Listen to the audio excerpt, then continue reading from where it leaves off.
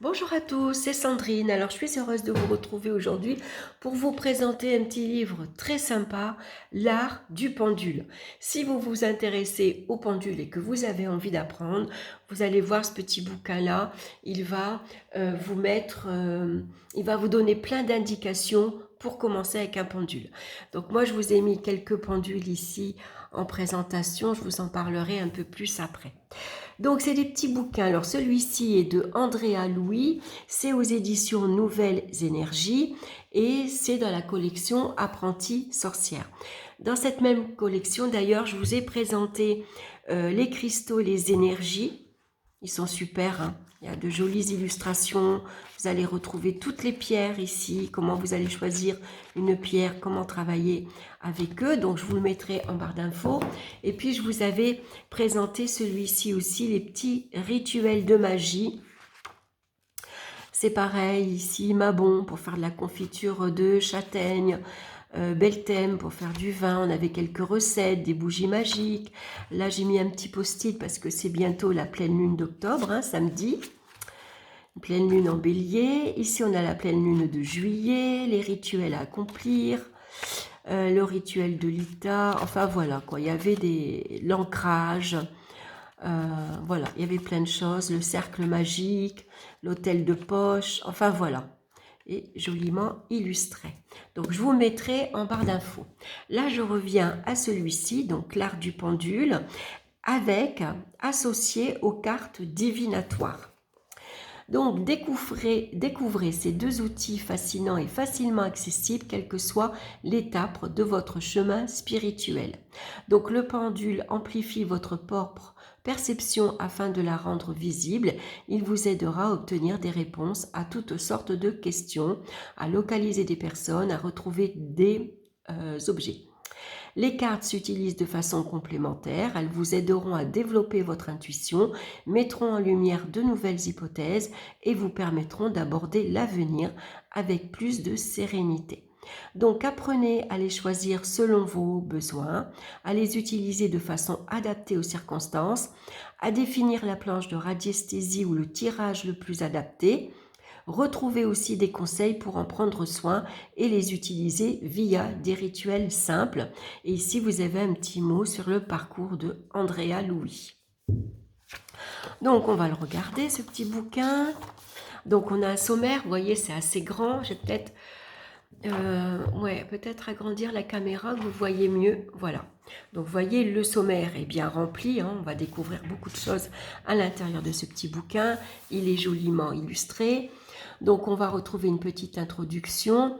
Ce guide vous permettra de vous ouvrir aux arts divinatoires facilement accessibles aux débutants, quelle que soit l'étape actuelle de votre chemin spirituel.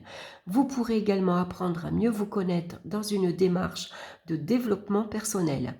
Ce sont de magnifiques outils qui vous aideront à rendre votre vie sur Terre plus fluide et plus simple.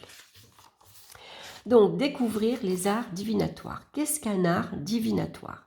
Donc là, on va retrouver plusieurs. L'astrologie, c'est les configurations célestes. La cartomancie, c'est les oracles et les tarots. La chiromancie, les lignes de la main, etc. Et vous voyez, on a une belle gravure ici avec des runes. Ici, on va avoir la démocratisation des outils de prédiction avec toujours de très jolies illustrations. Développer son intuition grâce aux arts divinatoires. Donc, qu'est-ce que c'est que l'intuition? Pourquoi la développer? Comment la développer également? Ensuite, comment le pendule et les oracles aident-ils au quotidien? Donc ça doit être intéressant aussi à lire. Alors moi, je l'ai eu hier, hein, alors j'ai pas tout lu. Comment prédire l'avenir? Comment ça marche, bien sûr. Donc maintenant, on va passer, bien sûr, au pendule. Alors, qu'est-ce qu'un pendule? Les bases, un objet qui oscille. Donc, vous voyez, il ressemble un peu ici à mon pendule, c'est un quartz rose. Alors, ils sont très beaux, ces pendules, ils vont bien. Le seul souci, c'est qu'ils sont fragiles. Alors, si jamais vous les faites tomber, ça casse. Voilà, moi j'en ai cassé plusieurs comme ça. Donc, c'est pas tellement des pendules que j'utilise souvent. Puis en plus, quand ils sont en pierre, il faut les nettoyer régulièrement. Donc, comment fonctionne un pendule? Ensuite, les différents types de pendules. Donc, pendule émetteur et récepteur. Souvent, c'est les pendules égyptiens. J'en avais un en cristal de roche, mais bon, je l'ai fait tomber, j'ai cassé la pointe. Là, j'en ai un en bois. Donc, les pendules égyptiennes sont faciles comment dire, à retenir parce que voilà, ils ont une forme comme ceci. Et ça, c'est des émetteurs-récepteurs. Hein. Donc, ils reçoivent une information vibratoire et ils émettent une information vibratoire. Ensuite, on a les pendules émetteurs, simplement comme celui-ci. Hein. Voilà, ils vont très bien ceux-là. Ils ont une pointe, vous voyez, si vous le faites tomber, bon, ça n'est pas arrivé, donc je ne peux pas dire. Mais là, ici, c'est une pierre. Donc, la pierre, vous pouvez choisir celle que vous voulez. Moi, c'est du lapis lazuli. Et il fonctionne aussi très bien. Hein. J'aime beaucoup ces pendules. Et puis, on a des pendules en bois, bien sûr. Donc, qui sont généralement un excellent récepteur. Hein. Voilà. Donc, ensuite, on a des bois nobles, des bois de votre région et des bois exotiques. Donc, pendule avec des pierres de lithothérapie, comme le cristal de roche, l'améthyste, l'obsidienne, les autres cristaux. Vous avez des pendules en verre aussi. Les formes de pendules, hein, donc ici le pendule témoin, donc ça ressemble à celui-ci. Hein. Souvent, il est tout argenté d'ailleurs, c'est le plus simple. C'est ou pendule de l'abbé Mermet. Voilà, donc ils vont très bien ces pendules. D'ailleurs, vous avez une image ici. Le pendule conique à 6 facettes, donc ça va être celui-ci, hein, il a 6 facettes. Pendule en pierre. Ensuite, vous avez le pendule égyptien de radiesthésiste, ou pendule de Thoth. Il est facilement reconnaissable car il représente l'amulette. Ensuite, on a le pendule à onde de forme qui est celui-ci. Celui-ci, il est très bien aussi. Très, très bien. Donc, celui-ci, il est plutôt utilisé pour les magnétiseurs, hein, pour augmenter la puissance de leurs soins. Donc, si vous faites des soins énergétiques, si vous avez envie d'en faire, ce sera celui-ci qu'il faudra choisir. Voilà. Donc, puis-je fabriquer mon propre pendule? Bien sûr, vous pouvez le faire hein, avec une bague, une alliance, hein, généralement. Comment choisir son pendule? On suit son intuition. Où acheter son pendule? Donc, il faut le tester, le prendre en main. Hein. C'est celui qui vous attire le plus. Ça ne sera peut-être pas le plus joli, mais en tout cas, s'il vous attire, c'est que voilà, vous avez besoin de ce pendule. Vous avez un travail à faire ensemble. Donc, puis-je prêter, emprunter ou offrir un pendule? Alors, moi, je ne les prête pas, mes pendules. Par contre, en offrir, oui. Donc, témoignage naissance d'un pendule. Voilà, donc là, elle vous explique qu'elle a fait le pendule pour une amie hein, qui était enceinte. Donc, au départ, elle devait avoir... je ne sais plus si c'est une fille ou un garçon, et puis le gynécologue lui disait l'inverse, et au final, c'est le pendule qui avait raison. À la base, c'était bien une fille et non pas un garçon. Voilà, donc tout ça, elle vous le raconte. Dans quel cas utiliser le pendule? Donc, pour localiser ici, comment dire, un objet hein, ou des êtres vivants. Ensuite, pour trouver de l'eau. La géobiologie, il s'agit de détecter des ondes liées au champ magnétique, des flux d'eau souterrains, des failles géologiques. Et puis ici, une recherche sans support, sur une carte ou sur un plan, pour localiser une personne, par exemple. Hein. Donc, comment obtenir une réponse à des questions? Donc, vous avez la réponse par oui ou par non, les réponses qualitatives. Les questions peuvent porter sur la source d'un problème, des blessures émotionnelles, des présences invisibles. Des réponses quantitatives. On s'interroge sur son niveau du taux énergétique. Donc là, on va utiliser une échelle de Bovis pour connaître son taux vibratoire. Une réponse sur le choix d'une thérapeutique. Donc quand on hésite sur le type de thérapie à réaliser, ça peut être les fleurs de Bach, ça peut être l'homéopathie, ça peut être les pierres également. Réponse sur le choix d'une ou plusieurs cartes lors d'un tirage de cartes. Donc là, vous allez utiliser le tarot ou un oracle. Élixir de fleurs du jardin de Pérélantra et test kinésiologique. Donc là, sans doute qu'elle doit accueillir une plante et puis elle doit utiliser son pendule, sans doute. Voilà, c'est un petit test qu'elle fait sur cette plante. Donc là, je ne l'ai pas lu, je ne peux pas vous le dire. Réaliser des soins énergétiques, le cas des chakras. Donc ça, c'est super, puisqu'on retrouve ici une belle représentation avec tous les chakras. Si vous ne savez pas où les chakras se trouvent, là, on vous montre où ils se situent et puis leur nom, bien sûr. Donc ça, c'est intéressant. Vous pouvez également, avec votre pendule, mettre le pendule sur ce chakra pour voir s'il circule bien, par exemple. Ensuite, les planches de radiesthésie. Donc, à quoi ressemblent-elles? Comment utiliser le pendule avec une planche? Quelles sont les principales planches?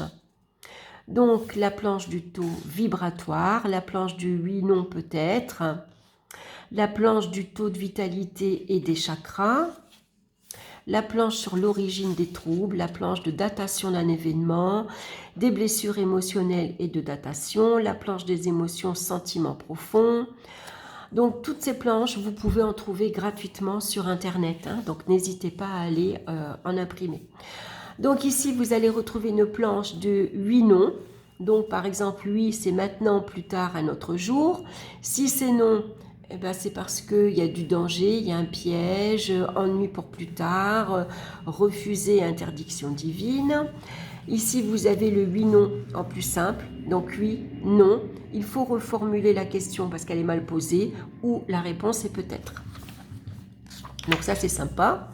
Le taux vibratoire échelle de Bovis. Donc là, vous avez tous les taux vibratoires pour voir où vous vous situez. Donc ici, vous êtes en énergie physique, en énergie ici, et sinon sur le plan spirituel. Les chakras et les taux de vitalité. Donc là, on va retrouver en couleur tous les chakras. Chakra de la gorge, frontal, coronal, le cœur, chakra sacré, le chakra du plexus solaire, le chakra racine, et puis son taux. Ensuite, les origines des troubles.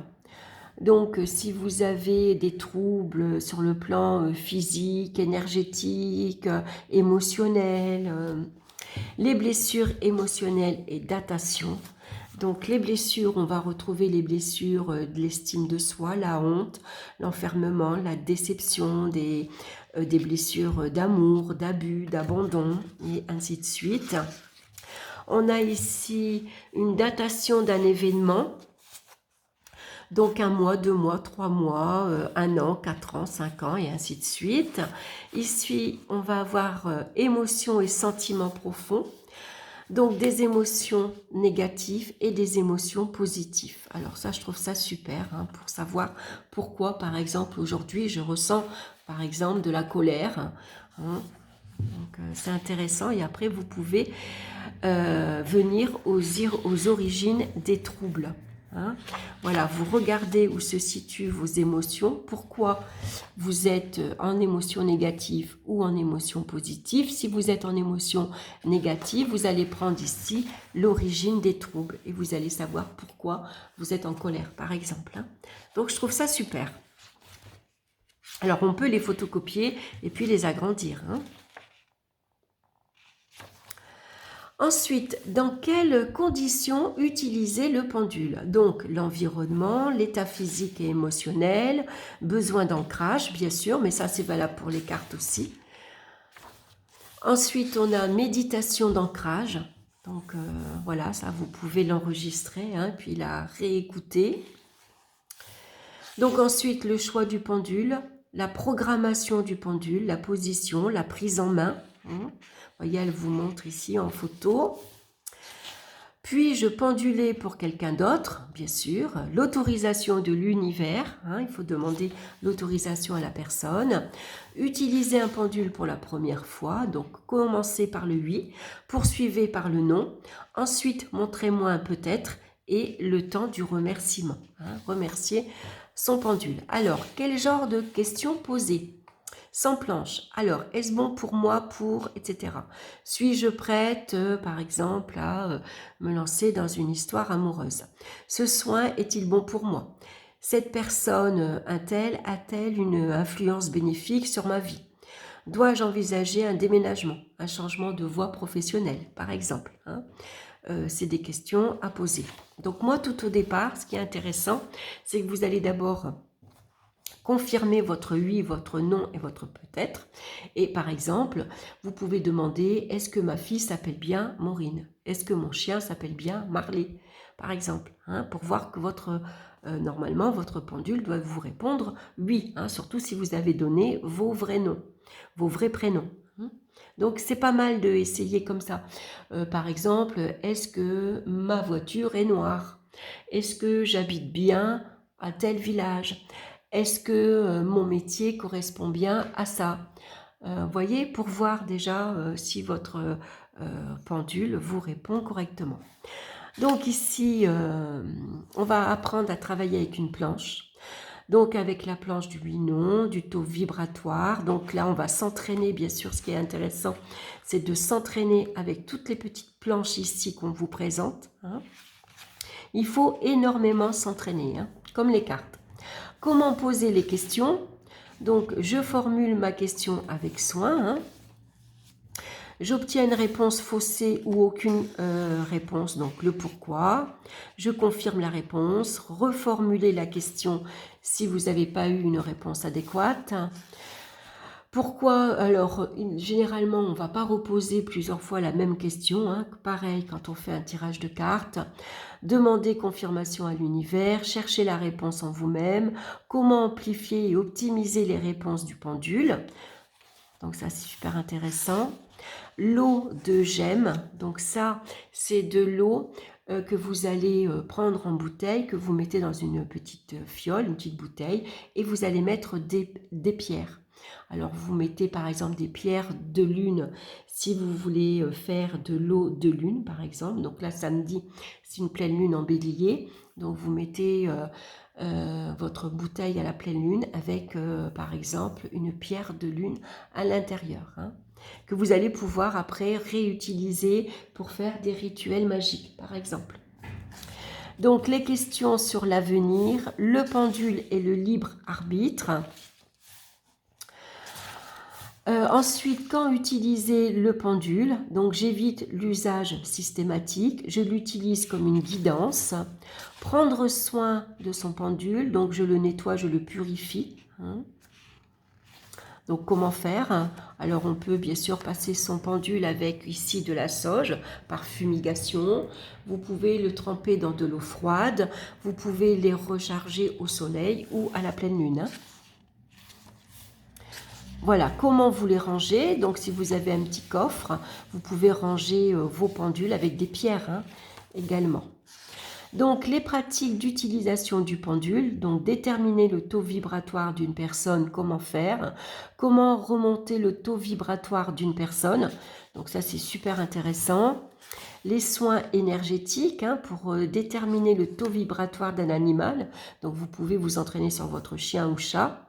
Déterminer le taux vibratoire d'un objet ou d'un lieu, aider à faire un choix, déterminer son état émotionnel et choisir une thérapie, comment avoir une réponse à sa question de façon détournée. Donc on a d'autres pendules également ici. Retrouver un objet perdu, localiser une personne ou retrouver un animal perdu. Et puis maintenant, on va passer aux oracles. Donc, qu'est-ce qu'un oracle? Les origines ancestrales à aujourd'hui, la différence entre un oracle et puis un tarot, de comment se compose un oracle. Je choisis un oracle et je me lance. Donc, comment apprivoiser son oracle, comment tirer les cartes avec un ou plusieurs oracles, hein, on peut les mélanger bien sûr.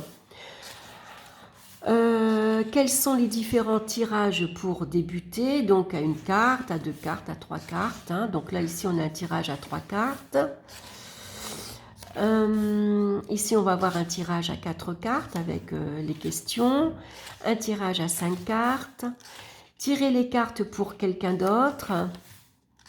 À quelle fréquence tirer les cartes, prendre soin de ces oracles, comment les ranger, les pratiques d'utilisation des oracles.